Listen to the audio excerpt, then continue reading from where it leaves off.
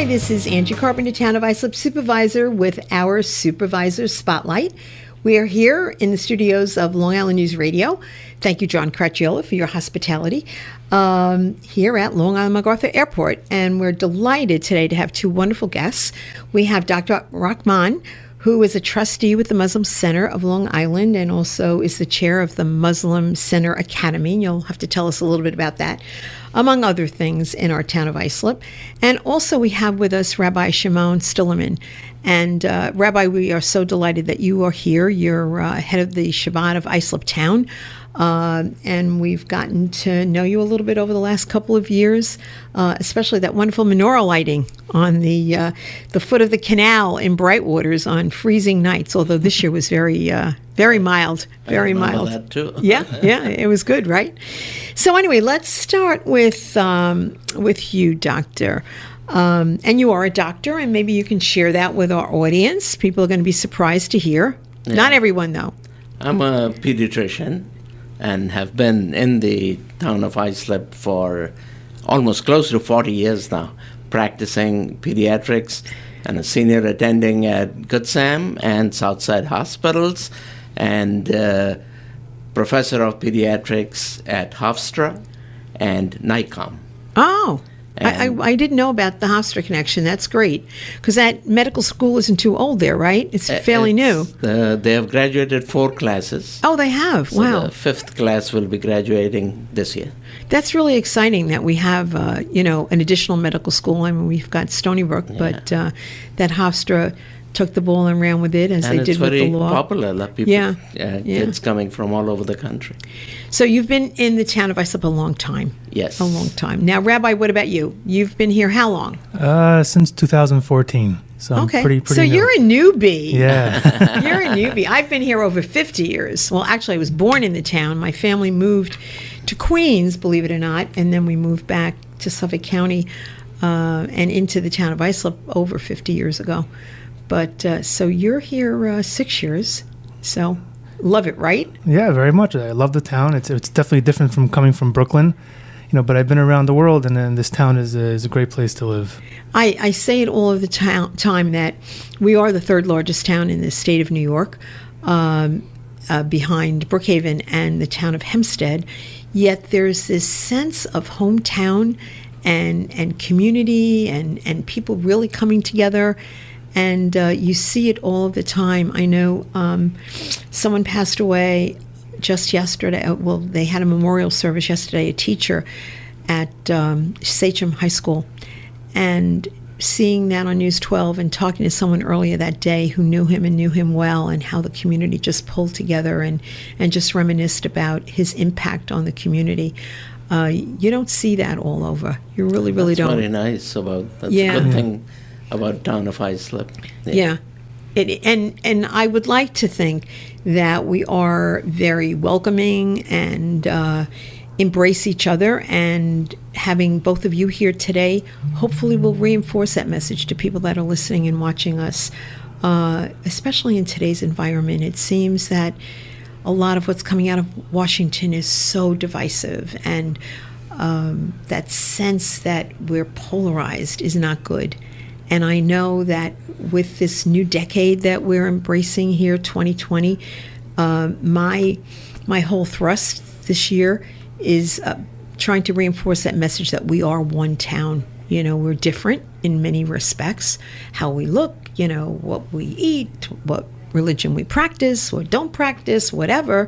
There's differences, but I think we are more alike than we're different as human beings. And there have been a number of initiatives over the years that you, Dr. Rechman, have participated in the town to reinforce that message with the Human Rights Commission and the Anti-Bias Task Force. So maybe talk a little bit about that work, and hopefully the rabbi, is going to be a part of that too. Diversity is so very important, Angie, and we learn so much from him. We enrich our own lives when we know about others. Mm-hmm. And that's been my experience all along. I was born in Africa. then went to med school in Pakistan, then went back home, and then came here. So I had seen, a lot of diversity there. And when I came here to Town of Islip, I was very happy to see all religions getting along, different houses of worship, the Clergy Association of Bayshore. We loved going to each other's houses of worship. We loved the Thanksgiving events that were taking place. We were learning others' cultures, and it's all along been so great and so enriching. And I think it just makes your life, you said it, enriching. Your life is so much, better when you experience that. Absolutely. Rabbi, Absolutely. Tell me what your feelings are about that. I mean, my feelings are in general that the town of Islip is a model type of town where we can show the rest of the world what it could be like. There in the town itself, there are parts that are more diverse than others, but there's no question in my involvement with people speaking to superintendents in different districts because of different things that have come up, whether it's anti-Semitism or swastikas that have come up, that the most diverse areas are the ones that have the least problems. So, taking the town and then the town behaves in such a way where it acts diverse, like it's been doing, then the thing though is, again, I know we're sitting here, I don't know if we're representing a religious group or not. I like thinking about it that it shouldn't only be religious based because, unfortunately today, depending how, if you want to use the word unfortunately, but people are not necessarily being that tied to organized religion. So it can't only be about religious groups getting together. It's everyone behaving in a way where you talk, the universal message of people being kind to one another, living a life of mindfulness and purpose, that when we act in such a way, then it doesn't make a difference who you are. So when religions lead the way and showing that we can get along, everyone else learns the same thing. But it's not just enough that that's religious groups. A very valid point. It is not just religious groups because, right. First of all, not everybody is part of a religious group, but it's culture also. Culture, people coming from different backgrounds. And we have to, no matter, whether you go to a house of worship or to a cultural event, I think we always have to look at ourselves as one humanity. One humanity, one town. One town. Yeah. And, it's as simple, I think, in some respects, as what my mother and dad used to say to me as a kid growing up. You treat people the way you want them to treat you. No. And, the rabbi said it, just being kind. Just being kind to one another. We're human beings, and you just never know what a person might be going through at any given time, and give them the benefit of the doubt. But just being kind, and that old treat people the way you want them to treat you. It comes from the quote from the Talmud. Someone came to the sage of Hillel and said, "What does the whole Torah teach us?" On one foot, and the answer was that don't do unto others what you don't want done to you. It's the very basic principle of how to lead your life. Everything else is commentary, he said. Yes. And we have so many things common in our scriptures. Same thing is there in the Quran. Offer to others what you would like to be offered to you. Yeah. So it's so many common things here.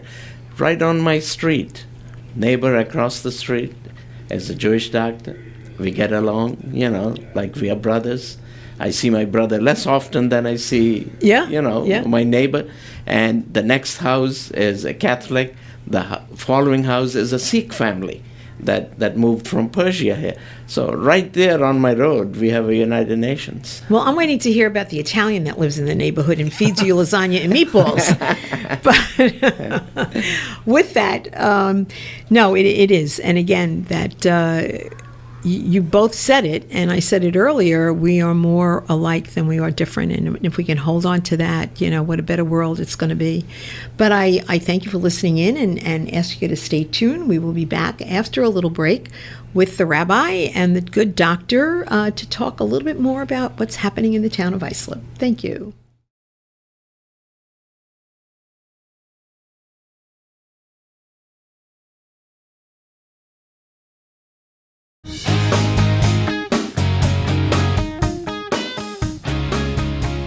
Welcome back to Supervisor Spotlight. This is your Town of Islip Supervisor Angie Carpenter here in the studios at Long Island MacArthur Airport. Don't miss an opportunity to get a plug-in for our airport. But in any event, we have two incredible guests with us today.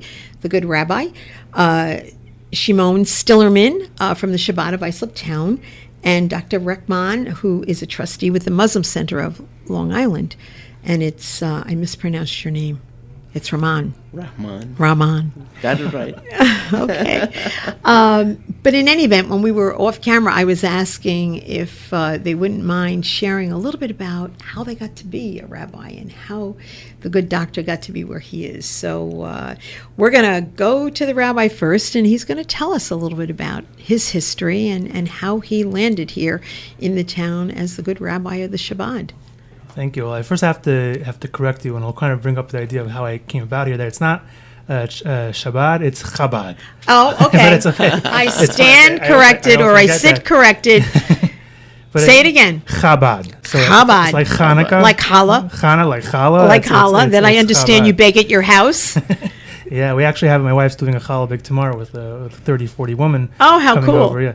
So how I came to be a rabbi and how I came to be out here in Town of Islip. So really, the answer to that question is really that we are Chabad of Islip. It's the Chabad that made me be a rabbi. Chabad is not a synagogue or just a temple or a place to come pray.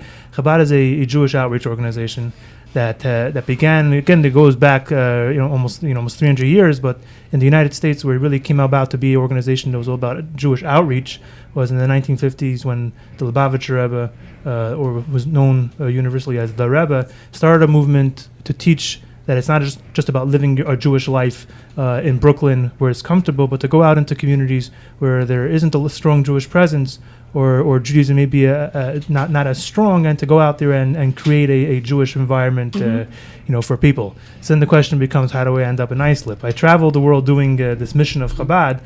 People always ask me, how do you end up in Islip? It's not very lucrative. It's not the most Jewish area, as they would say.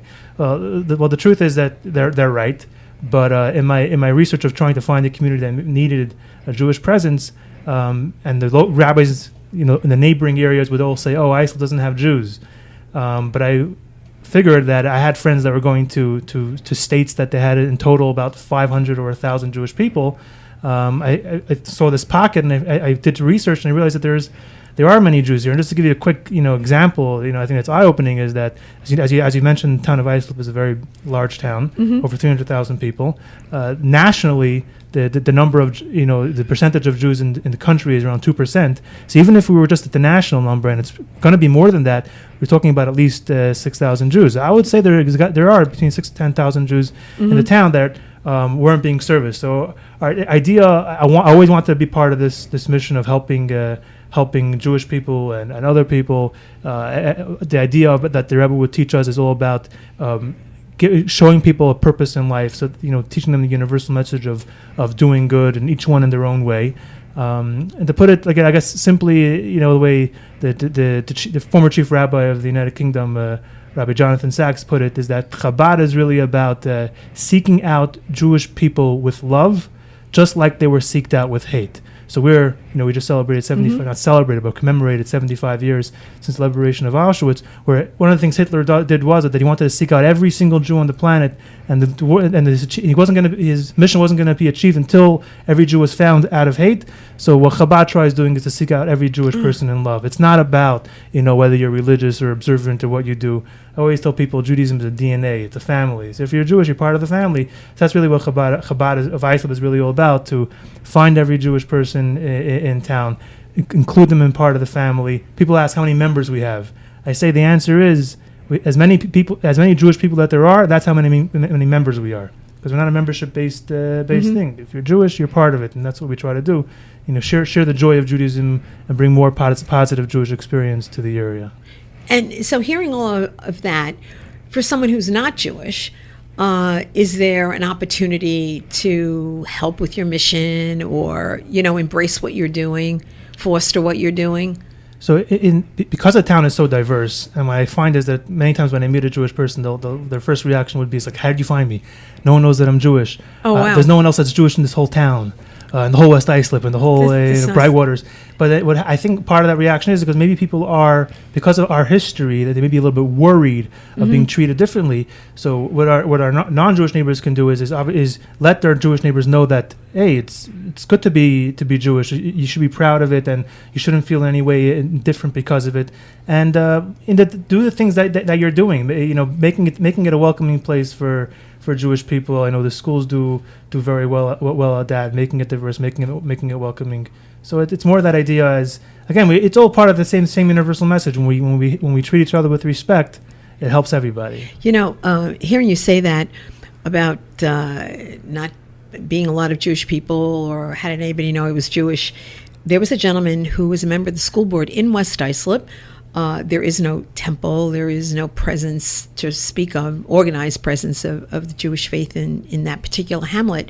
But this gentleman, Harry Weinstein, started the Festival of Lights, and that was well over 40 years ago, where he brought together the Christian community and the Jewish community at a Festival of Lights, and it still goes on today, and it's kept going by the American Legion, and the first Sunday in December every year at the Triangle there on Udall and Higby Lane in West Islip, celebrating. And they have someone that comes and speaks to, what it means to be Jewish and celebrate, Hanukkah, and someone that comes and speaks about, Christmas and what it is to celebrate that holiday.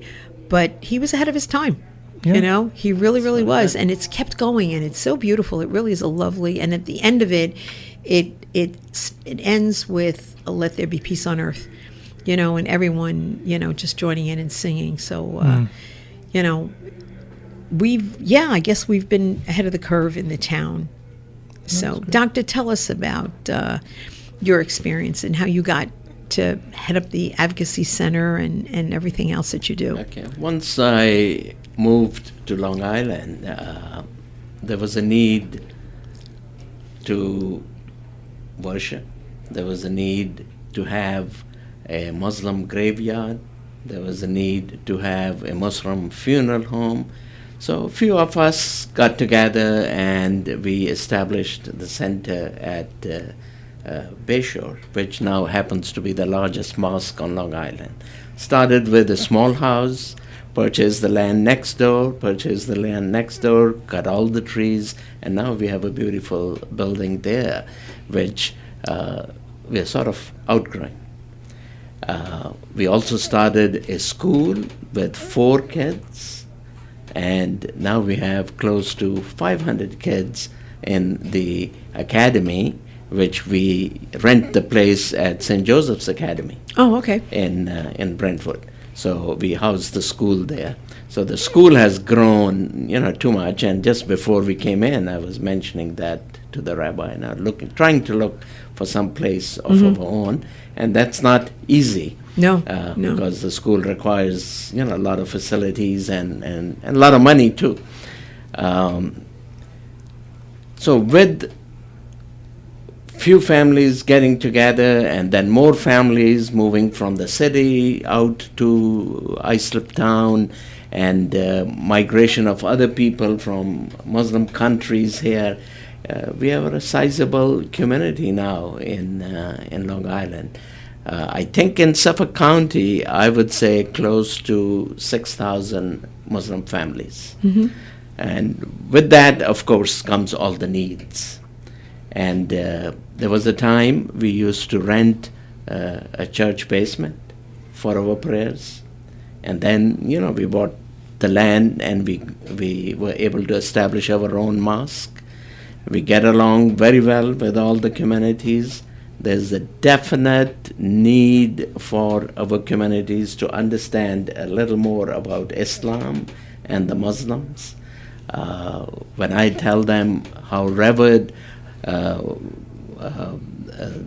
Jesus is in the Islamic faith, and how revered Mary, the mother of Jesus, is, they sort of look at me, really? And then I open up the Quran and show them the actual chapters. There's a whole chapter on Mary.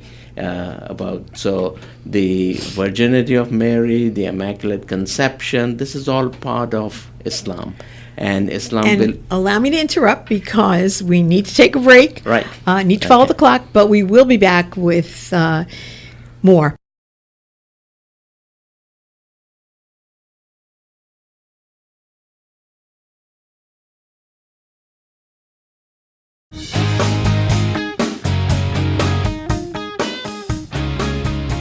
Welcome back to Supervisor Spotlight. I'm Angie Carpenter, Supervisor of the Town of Islip, in the studios here of Long Island News Radio at Long Island MacArthur Airport. And as I said earlier, we are here with Rabbi Shimon Stillerman of the Chabad of Islip Town. Was that good? Good. Very okay. And Dr. Rechman of the Muslim Center of Long Island. And the good doctor was telling us a little bit about what's going on in the Muslim Center. So why don't you finish? Okay. So we have a very, very vibrant center, meaning there are all kind of activities that go on. The 5-time prayers are essential part of Islam, one of the major pillars. So people come to pray before sunrise, at afternoon, in the evening, at sunset. So 5 times the congregational prayers there. Now, besides that, there are what we call halakas. What that means is people get together to discuss different kind of topics.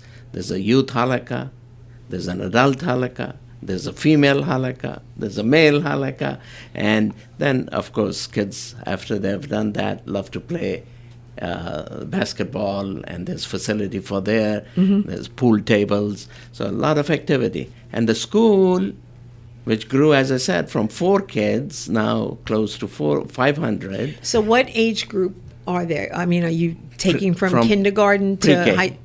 Pre-K? We have universal pre-K, all the way up to 12th grade. Wow. And we have graduated 3 classes. And how many generally is there in a graduating class? Not many. I think this year we'll have the most. First year there were 12. The second year there were 8. And then the third year there were 10. And I think this year we will have the most, close to 20. Wow. And each one went to a good school. They got scholarships. And the level of education is good.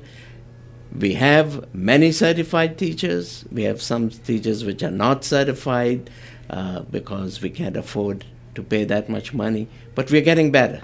Yeah. And our level of education is high. Our robotic teams won some trophies. Oh, that's interesting. Yeah. That's great. And so we participate in the whole New York State curriculum plus Islamic studies. Wow, interesting. And we have non-Muslim students too. Very interesting. So in addition to that, you've served on the Suffolk County Human Rights Commission and the Anti-Bias Task Force. Yes, I am presently one of the commissioners in the Human Rights Commission of Suffolk County, appointed by Honorable Steve Ballone. I've been there now, I think, almost 10 years. Wow. And we deal with a lot of things on the Human Rights Commission. Housing is a big thing right now, employment. Yes. And all kind of cases come there. And we have a monthly meeting, and everybody puts in, we have our input. There are 15 commissioners. I serve on the Town of Islip Anti-Bias Task Force, have done that with Rabbi Steve Moss for many years. Many years. Yes, and then I'm also on the Anti-Bias Task Force of the county.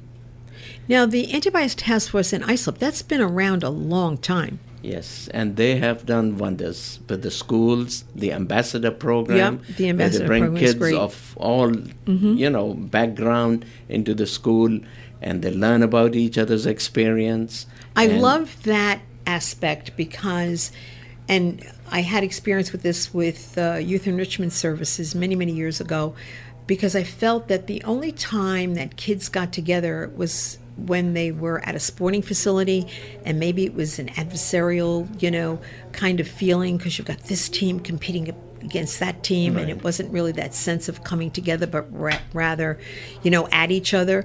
But with the ambassador program, kids are coming from all the different schools and sitting and talking about various issues, and again, finding out, they may think they're different, but they're not. You know, You they know, all have when- the same issues. When, for the first time, I took girls from the academy to this program, all of them were in hijab. All right, they had the head cover. And every single kid from the other school wanted to take a picture with them. Oh, how cool. I thought that was so interesting. That's interesting. And they couldn't stop talking. That's you great. know. And I said, this should happen more often. But again, it's about education, you know.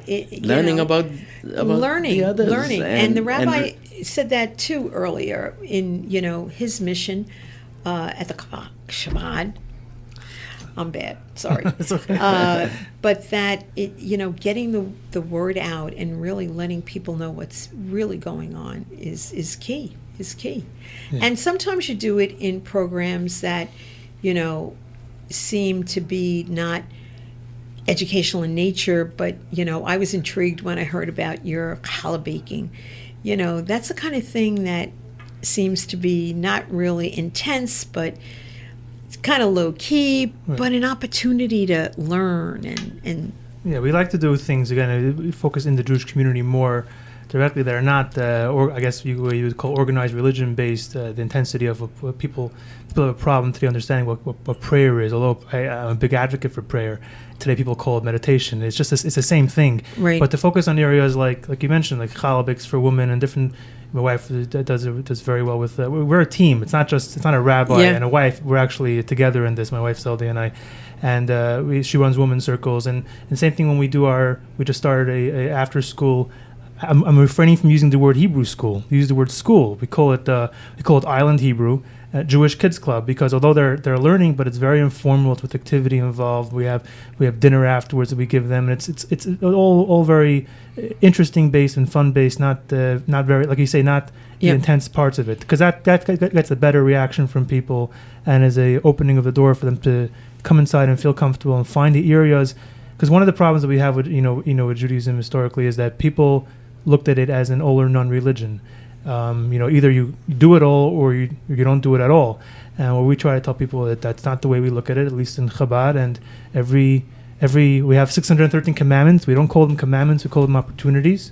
And do the best you can, do the opportunities that you can do, and bring the Judaism in your own life and affect your surroundings with it. So we try to focus on the things that entice people to get involved, and them realizing how much it could enhance their life for the better. Well, certainly the menorah lighting that you've had the last number of years really does bring, the community together. And I really appreciate that and look forward to it. And it is a less intense kind of environment, but, you're having the prayers, and it really is beautiful. I know you've been there too, Dr. Rehman. Yeah. It's really a nice event. And one of the things that we do and that brings communities always together is food. Ah, yes. So and you guys do that well. that's always a good opportunity. So breaking the fast Yes. during Ramadan. So we pick at least one day where we get all the communities Yes. to come. Yes. And sometimes it gets too big. Last break the fast, we had 900. I know, I people. was So there. we cleared out the parking lot. Yes, And it we was laid out it was the wonderful. tables It was without really permission wonderful. of the town of Islip. Yes. But we had the tables and we had the food. We broke the fast. We prayed together. It was wonderful. Yeah, it really, really was wonderful. And the hot chocolate and the donuts at the menorah lighting were pretty wonderful too. I just really can't tell you enough how much I really appreciate you both coming in here, and hopefully it's given everyone watching and listening an opportunity to see, what we said earlier. The more you think we're different, we're not. We're all the same. So you each have like 30 seconds if you want a closing little remark. Yeah, there are more things that are common. We just have to know about it. Education, And the when we education. talk, we interact, that's when we can learn. Yeah. If we stay aloof, separate, then we don't know about those things. And that's my message always, Okay. especially to our youngsters, that must go and meet and be ambassadors of Islam and explain about and invite them to your house of worship. Invite them to your houses. And then to the rabbi. No, I just want to say thank you for having me. And again, I'll always tell you that I will never say no to Angie or the town. So anything that we can do, if you ever could be involved in anything to bring about more diversity in the town and more bring out the positive within each of our communities, I'll Great. be happy to be a part of it. Thank you. So we've heard what you've said, and Doctor said we need to talk, but we need to listen. Thank you so much. I Thank really you. appreciate it. Thank And thank you you for very much. listening.